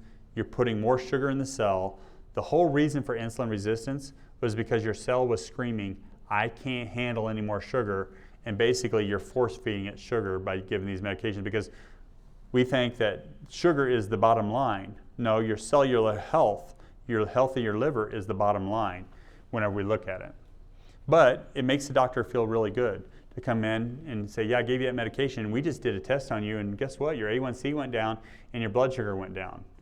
Oh, yeah? You don't feel good? You can't get up and walk across the room anymore, and you can't go do things anymore, and you're sleeping 10 hours a day? Oh, but your blood sugar is good. That's what's going on here. Jardiance, the SGLT2 inhibitors. Jardiance, the most common one. Farxiga is another one. I told you that your kidneys' main job was to keep the things in your body that you need.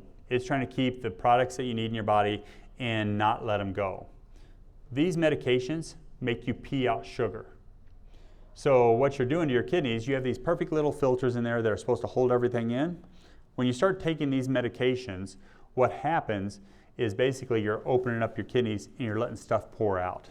And so these individuals come in and we look at their urine and there's usually sugar in there. Sugar is not supposed to be in your kidney or in your urethra, in your bladder, in your ureters. It's not supposed to be in the lower part of your urinary tract. Once you start putting sugar in there, your likelihood of having infections that become severe go way up. One of the main signs in elderly women that they have a urinary tract infection is dementia, Alzheimer's, forgetfulness. So now you go in and you start pouring sugar through their kidneys and it's in their bladder, and now they get these little infections. At first maybe they realize it, after a while they don't realize that they get smoldering infections in there. Grandma's basically having dementia, having Alzheimer's. You go in, you put her in the home, you sell her house, then you get a good doctor comes through and says, look at that, she has a urinary tract infection. Let's treat her for a urinary tract infection. Well, now guess what? A month later, she doesn't have the dementia, she doesn't have the Alzheimer's anymore. But you know what you did? You just sold her house, you just put her in a nursing home, and now she's stuck there. I've actually seen it happen probably a dozen times in life from elderly women getting dementia because they have a urinary tract infection who's missed, and a lot of times these medications will cause it. Guys, you're no better off. You take this medication, you're gonna have a prostate problem. The prostate is full of good, rich proteins, and then when you throw sugar on top of it, you're gonna have bacteria, you're gonna have fungus growing in your prostate. Your PSA numbers are gonna go up. You're gonna have a hard time at nighttime because you're gonna get up 5-10 times to pee just a little bit and not ever get emptied out. It's because these medications will do it to you. And now, goes far enough along, they're gonna say, hey, let's go take your prostate out. Well, now you have other issues and you're still pouring sugar through, so now you're gonna get a major infection and you're probably gone in the next year or two. Let's stop putting the sugar in and then we can start treating these things. This is one that probably a lot of people are gonna ask about when we had questions and answers. GLP-1s, the biggest thing on the market right now. GLP-1s are used for diabetes. We're using them now for everything else, and I keep getting patients come in and say, well, I heard I can microdose GLP-1s for my kidney function. I can microdose GLP-1s for my eyes. I can microdose this. GLP-1s are another one that is going to be used for individuals who can't control their eating and they're type 2 diabetics. Everything else is off-label, and the reason is there's side effects from it. GLP-1s basically make it so that we don't feel hungry. It also slows down your intestines. It also makes it so that we don't process sugars the way we would otherwise. If you're a type 2 diabetic and you're way overweight and you can't stop putting stuff in your mouth, I said sugar is highly addictive, this is one of them. There is a time and place for this, without a doubt. But it's not for general weight loss. It's not for general kidney issues. There's a lot of side effects here. 1 in 100 individuals, last time I looked, ends up with gastroparesis. Gastroparesis means your stomach and your intestines stop working.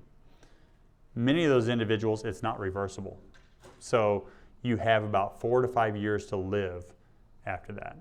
So right off the bat, when you're taking it, you have a 1 in 100 chance of that you won't be around in 4 years because of it. That's significant.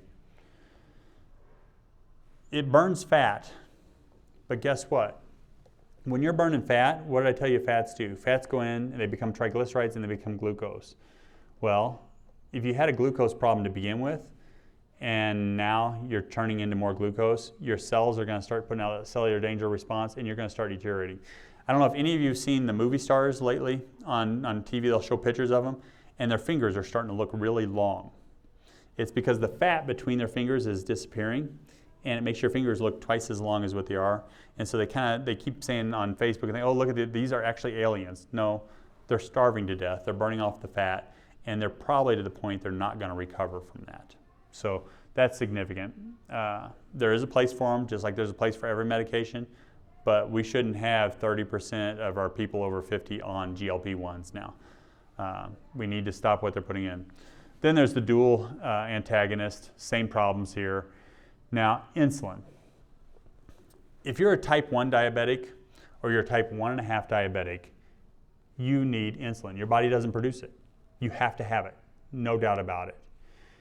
If you are using insulin to lower your blood sugar and you're not a type 1 or type 1.5, basically you are cranking open your cells and you're pouring that sugar into your cell.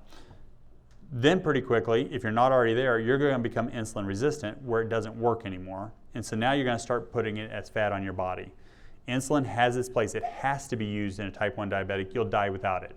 In a type 1.5 diabetic, you're going to be suffering without it. You'll still survive, but it'd be best if you had it as a type 1.5 diabetic. So insulin has its place, but as soon as you start giving it to a patient who's a type 2 diabetic and not a type 1, you've missed up. So supporting healthy blood sugar, a balanced diet. If you haven't been to my Eat to Restore conference or you haven't bought my book, that's where this diet plan, balancing it out, teaching you what to do is there. If you say, hey, doc, I can't afford your book, that lecture, that talk I did is online. Go to the video library on our website and it's there. I think it was just a couple weeks ago we put it out? Yeah, so it'll be there. That takes you step through step what you need to do for diet-wise to help it. That's a whole nother talk. Limit your sugary drinks and your refined carbs. Most individuals that are type 2 diabetic are putting a major sugar in their body every day. Start out, take back one at a time, start cleaning them up. You know, whether it's a soda, whether it's candy, whether it's fruit juice. I had 2 type diabetics in the last couple weeks that they're like, no, I'm only eating 1 meal a day. But I found out they were doing things like drinking tart cherry juice, and I looked up their brain. I'm like, you know, this is almost all fruit juice, or almost all high fructose corn syrup, and that's why they were type 2. It wasn't the food they were putting in; it was the extras. Fiber. I can't tell you how many people in this area don't eat vegetables, but it's a big number. If I ask them what vegetables they eat, they're like, "What do you mean?" And I'll say, well, what about even on a hamburger? Oh no, I wouldn't get lettuce or tomato even on a hamburger. There are people, and I'm guessing probably closer to 20% of people in this community are not getting vegetables at all. Probably the best fiber you can get. If you're not eating vegetables and you're a type 2 diabetic, probably one of the biggest things you can do right off the bat to help yourself is start eating vegetables. If you don't like them, change them up a little bit. Cook them up, do some different things, try some spices on it. Start out with simple things, like just some raw spinach leaves don't have much taste to them. If you cook spinach, it has a stronger taste to it, but put some vegetables in. Eat carrots. If you're a diabetic, carrots are sweet. You should like them. Drink water. When you're diabetic, you actually start becoming thicker on the inside. Everything starts gelling up on, kind of like jelly is what you are. You're becoming jelly. If you want to make jelly, you start putting sugar into fruit and it makes it real thick and you make jelly. If you're a diabetic, you're becoming jelly. Start throwing in water. You may have to pee more for a little bit, but it'll actually help you out. Reducing insulin resistant, it's the same thing. I hate to tell you. Insulin resistant is the early sign of type 2 diabetes. It's all the same thing. Sleep does make a difference with insulin resistance, stress management. Again, I talked about looking at the computer screens and everything. Start cutting those back in the evening time. You sleep better, and also you reduce stress. Insulin actually functions better the less screen time we have. That's significant, especially in modern times. Mitochondrial function. So diabetes, insulin, mitochondria, it's all the same stuff. It's the same thing. Interesting enough, red light therapy actually pulls that rust, that oxidative stress off those mitochondria. Now, if you're just throwing sugar right back in on it, it doesn't do you any good. It's kind of like trying to squeegee out a flood. If the water's still coming in the door, you can squeegee all day, but it's still coming in. If you use red light therapy as a type 2 diabetic, when you've already cut the sugar back, you may be able to help out neuropathies, you may be able to help out your eyes. You can start to gain back that mitochondrial function. Exercise is number 1 on there. The less you exercise, the less you move, the more your mitochondria decrease in number. The more you move, the more exercise you get, the more mitochondria increase in number. The more mitochondria you have, the more you use sugar up and get rid of it. So It's kind of one of those things, yes, you know that you use up calories when you exercise, but you're also exponentially burning calories.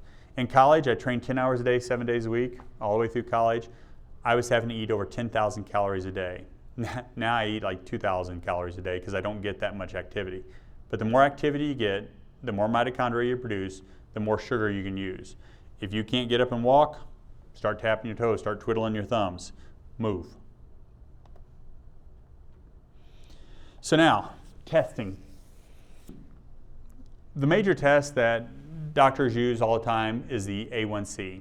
A1C measures about your 3-month average. I like to say it's really a good 45-day average. After that, it gets kind of wish-washy, but you can do your 3-month average, blood sugar average with an A1C. This is the classic go-to. How high has your blood sugar been? That's great. It tells you what your blood sugar is. Once your A1C has been elevated, you're already in pre-diabetic or diabetic. That's a problem. You don't know that you're there until it's almost too late. The Thoma score. The Thoma score is a score where you take insulin, a fasting insulin, a 9 to 11 hour fast. If you're going into your doctor and you're doing a blood work at 3 o'clock in the afternoon and you haven't eaten since the day before, most of these tests are very inaccurate. Your lipid panel, if he's telling you need to go on a statin drug and you had a 15-hour fast, well, guess what? You start breaking down fat, your triglycerides go up, your cholesterol goes up, and of course you're going to be on a statin drug if you had that. You need a 9 to 11 hour fast exactly when you go in to give anything to do with glucose or anything to do with lipids. 9 to 11 hour fast exactly, not over and not less. It's always going to be wrong. Your doctor is just guessing at what you have, and you're most likely going to be treated for something that's not a problem. The Thoma score, fasting insulin, 9 to 11 hour fast, and fasting glucose. It's a calculation. It tells us whether you're insulin resistant or not. So we can see whether you're heading towards diabetes a long time before you do. The TYG index, this is your triglycerides and fasting glucose. So if we do a fasting, again, 9 to 11 hours, I can't say it enough. I can't tell you how many patients I say this to on a daily basis. Everybody in my office, when somebody's coming in for these tests, everybody in my office knows you have to tell them. We will have people show up there at 7:45 in the morning to do their blood work. When did you eat last? Oh, 4 o'clock yesterday. Okay, we can't do it. And they're mad at us. We're like, we have told you over and over again.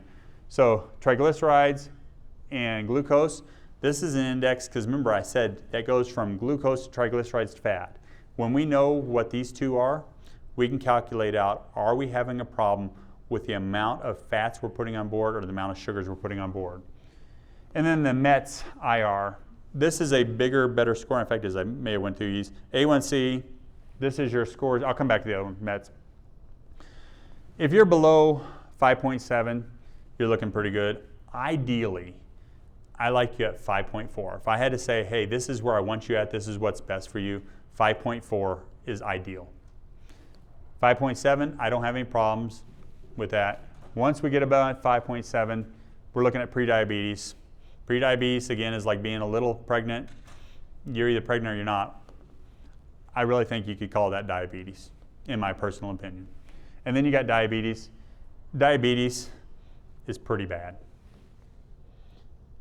That third thing my grandpa said, he'd say, shit, fire, and save the matches, is what he'd say. And he'd always, that would be like, what the heck do I do now? That's what he meant. Anytime he would say that, it was because he was confused or he's trying to figure out something, couldn't figure it out. And that's what he'd say, shit, fire, and save the matches. Well, once you're there at diabetes, man, you got to figure out something. So shit, fire, and save the matches is what you are once you're that high up. The Thoma score again, when we do that calculation of Thoma score, when you're below 1, you're awesome. That means you're watching what you put in your mouth, you're getting plenty of activity, we're in a great place. When we're between 1 and 9, they consider that normal. I will tell you this, once you're above 1.67, that's when we start seeing symptoms showing up. We'll start seeing people haven't had their eyeglasses. We'll start to see neuropathy problems. We'll start to see weight gain at that point. Once you get above 2, it says likely insulin resistance. I had to use these because this is what studies say. When I'm talking about it, I'm telling you what I see in real life. Once you're above 2, you're insulin resistant. You're heading south pretty quickly. When I see people that are a type 2 diabetic up in that 6.5 A1C, we're seeing these people at like a 2.9, a 3 is where we're seeing them at. So you can tell that this indication is a really good indication that you're heading towards diabetes. And why not take care of it here when it's easy? The farther out you go, the harder it is to reverse this boat. The TYG, this is the calculation used on your triglycerides, your glucose. And this is a good one to really see on fats and how we're dealing with fats in our body and that. And then the METS, IR, this one that it kind of takes your glucose, your fasting glucose, your triglycerides, your HDL, and then it also takes your BMI. How tall are you, how heavy you are, and this gives you some good idea of where you're at in life. So this can tell you, are we doing what we should be doing? This is just an overall health indicator. It doesn't necessarily tell you whether it's insulin resistant or what it is, but it tells you your overall health. It's a health score. This is, again, I can't say it enough times. I can't have my employees say it enough times, that 9 to 11 hour fast is important. If you got to schedule your doctor's appointment around it, if you got to get up and eat at midnight, it can be a little handful of nuts or something at 10 hours before you have to do it, but it needs to be something. You can still have water, but you want your last calories put in your body at 9 to 11 hours before that. And that kind of tells you why. If it's anything less than that, your glucose is still going to be high from the last things you ate. When you get into the just right range, you've already burned off the glucose, but you're not breaking down fats. Once you get out past that 11 hours out to that 12-hour range, you're breaking down fat. And so now your cholesterol is going to be high. They're going to put you on a statin drug because you fasted too long. If you go out to 15, 16 hours, you're actually going to have, your lipids are going to be high and your blood sugar is going to be high because you start breaking down fat and you're turning it into sugar. So now you look really sick. And most of the time, most people that are going to their doctor's office are having a 15-hour fast, and you're always going to look sick even if you're not. It's not a good tell of what's going on in life. Additional tests, we do some genetic testing in which we can see the methylation genes, the homocysteine genes. We can also see the HLA gene. We can see some of the others to say, hey, are we turning up the dial a little bit where we're more likely to have diabetes? If so, you got to be a lot more careful about it. Cortisol is your main stress hormone. Individuals, we've started using a new test called the Endo Insight Plus.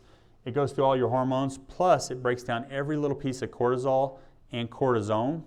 And so we're finding those women in that 40 to 60 year range are taking their cortisol, which is their stress hormone, and they're turning it into cortisone. It's just like taking steroids. If anybody's ever taken prednisone or something like that, you'll see that you swell up. When we're seeing young ladies swell up, and I call young ladies 40 to 60, when we see them swelling up, that a lot of times can be the problem. A full thyroid panel, you don't use sugar if your thyroid's not working right. Thyroid sets your thermostat to how well you're going to make energy and use energy. So if thyroid's not right there. And then continuous glucose monitor. You can get these online now, $40 a month. Put one on. You stick it on, you have your cell phone, you read it, and it will tell you what your blood sugar is doing. Interesting enough, mine spiked high with seltzer water. No sugar added to it, nothing to it, just seltzer water. Mine went off the chart, and I could go drink a soda and it wouldn't go off the chart. So it's kind of interesting the things that different people have. I have one individual that says, every time I eat peaches, mine goes off the chart. And so it's interesting how different foods make your body react another way.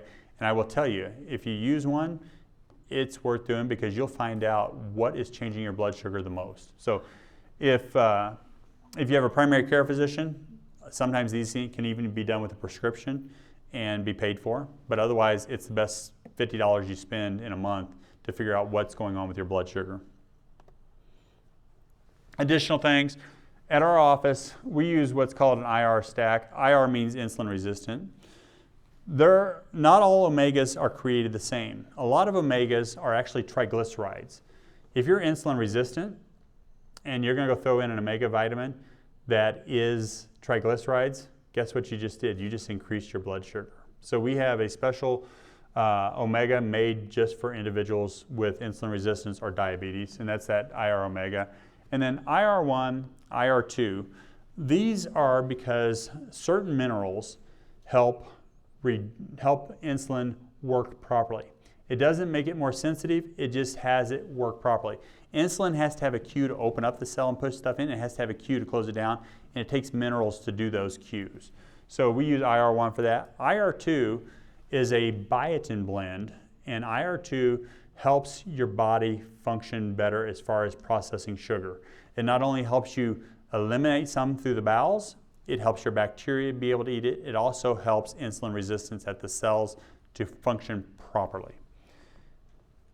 We use chromate. Chromate is chromium, particularly for guys. If a guy has a blood sugar problem and you say, hey, I'm eating the best I can, I just need some help here, your pancreas makes better insulin when it has chromium available, chromium picolinate, chromium malate in particular. On guys, sometimes on women, if you have higher iron levels and you're still having some blood sugar problems, iron competes for the chromium sites on the pancreas, and we use that chromate. One a day may drop your blood sugar up to 20 points for guys or women with high iron. I always say it's cheap. It's like $16. It is worth trying out to see if it works. We have some out there at the front counter. If I was going to take a supplement, if I had high blood sugar and I was going to take a supplement and to see if it was just going to make a difference, that would be my first place to go, would be that.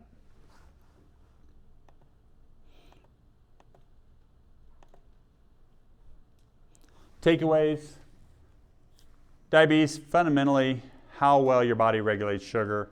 Mitochondrial dysfunction, insulin resistance, high blood sugar, they go around in circles. They're all fastened to each other. So your overall health is fastened to those three things. Sugar hides in over 61 different names and ingredients. So you got to be careful. Go eat real food. If you stop eating junk food, you go to the store and you buy a vegetable, you buy fruit, you buy complex carbs, and you buy meat, you don't have to worry about it because it's not hidden in. You know what you're eating. Refined carbs, your sugary drinks, the hidden stuff, hidden in healthy food, that's actually what's disturbing. Lifestyle is what changes it, not just medication. If you need a medication, that's fine, but you shouldn't look at a medication, other than if you're type 1 or type 1.5, you shouldn't look at a medication as a life thing. It should be a short-term use to bridge it while you get things cleaned up. And then testing. Most people have no clue that they're setting in insulin resistance, pre-diabetic, or even diabetic as far as that goes, without that. Medications can lower your blood sugar and you're still a diabetic, you're still insulin resistant. Patients come in all the time and say, I'm no longer a diabetic. Yeah, you are. You're on medication. If you're on medication, you're a diabetic because you're just covering it up.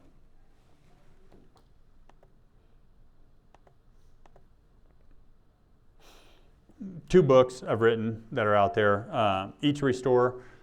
If you're a diabetic or you're trying to control your blood sugar, I think it tells you why you want to eat that way. It tells you what to eat. It gives you, even for your size, what should be eating. And then I wrote a hormone book. And all your hormones go together. Hormones, when you have a problem, and by the way, insulin's a hormone. Thyroid's a hormone. All the rest of them are hormones. You have to know that when they're off, it's a symptom. It's not the problem. It's usually the symptom, and that book kind of walks you through that. So, throw me a bone, buy a book. And then we have our video library, thelegacyclinic.com video library. Click on the top. If you want to see the Eat to Restore one, I know somebody was asking me ahead of time about the COVID one that we did a couple weeks ago. They're on there. This talk will be up probably in 2 weeks. She's telling me in 2 weeks. If you want those notices when those videos go up and stuff, if you're not signed up, sign up for the email out there, and Miss Autumn will take good care of you there. And then share today's talk if you know somebody will help. Another bone you can throw me, it costs me a lot of money and a lot of time to put on these talks. The best thing you could ever do for me is give me a good review. I know some of you already have in the past. I appreciate that. That's it. Questions. We'll try to run through. I know everybody's been sitting. Probably your bottoms are tired. Question. Yes, ma'am.